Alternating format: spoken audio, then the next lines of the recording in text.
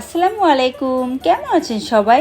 সারাদিনের সব কাজ আর ভাগ্নির গায়ে হলুদের অনুষ্ঠান শেষ করতে করতেই রাত প্রায় 3টা বেজে গিয়েছিল।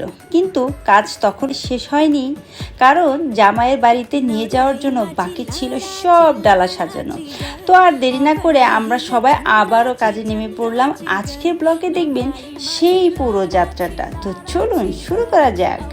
ডালা সাজাতে সাজাতে কখন যে ভোর হয়ে গিয়েছিল আমরা বুঝতেই পারিনি।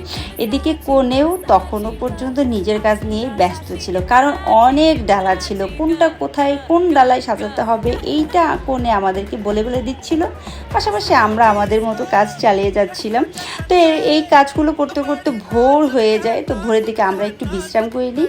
এরপর পিঠা বানানোর পালা, কারণ ডালার সঙ্গে অনেক রকমের পিঠা দিতে হবে। আর সব কিছু গুছিয়ে বিকেলের দিকে আমরা নিজেরাও রেডি হতে শুরু করলাম, কারণ সন্ধ্যার পরপরই আমাদের রওনা দিতে হবে ছেলের বাড়ির উদ্দেশ্যে। অবশেষে ডালাগুলো নিয়ে আমরা পৌঁছে গেলাম ছেলের বাড়িতে।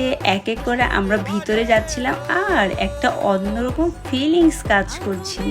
মানে সবাই খুব খুশি ছিলাম আর কি। একে একে সব ডালা সুন্দর করে টেবিলে সাজিয়ে রাখা হলো, যেন সবাই আরাম করে দেখতে পারে। সত্যি বলতে এত কষ্টের পর সবগুলো একসাথে সাজানো দেখে খুবই ভালো লাগছিল। তো আপনাদের কেমন লাগছে বলেন তো? কেমন হয়েছে আমাদের ডালাগুলো সাজানো, একটু কমেন্টের মাধ্যমে জানাবেন। তো এসে দেখি তারাও অনেক সুন্দর করে হলুদের সামনের টেবিলটা সাজিয়ে রেখেছে, এবং সব কিছু খুব পরিপাটি ছিল। আমার খুবই ভালো লাগছিল।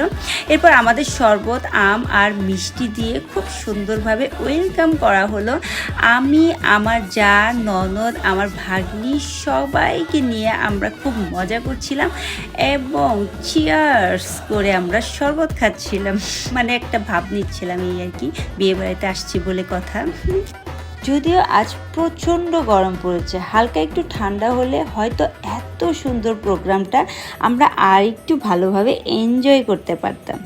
কিছুক্ষণ পর বর এসে সবার সঙ্গে দেখা করলো, আর ওনাদের বাসার ডেকোরেশনও আমার কাছে খুবই ভালো লেগেছে। যেহেতু পুরো আয়োজনটা ঘরোয়া ছিল, তাই সিম্পল হলেও অনেক সুন্দর আর পরিপাটি লাগছিল।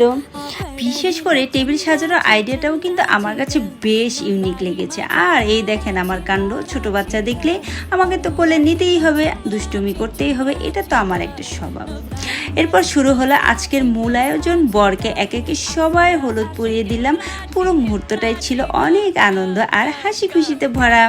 সব অনুষ্ঠান শেষ করে আমরা রাতের খাবার খেয়ে নিলাম। তারপর আমাদের মেয়েটা বিয়ের পর যে রুমে থাকবে সেটাও একটু ঘুরে দেখলাম। কিছুক্ষণ সেখানে বসে আমরা একটু বিশ্রামও নিচ্ছিলাম। এই ছিল আজকের ব্লগ। আশা করি আপনাদের ভালো লেগেছে। যদি ভালো লেগে থাকে অবশ্যই কমেন্টের মাধ্যমে জানাবেন। আল্লাহ হাফেজ।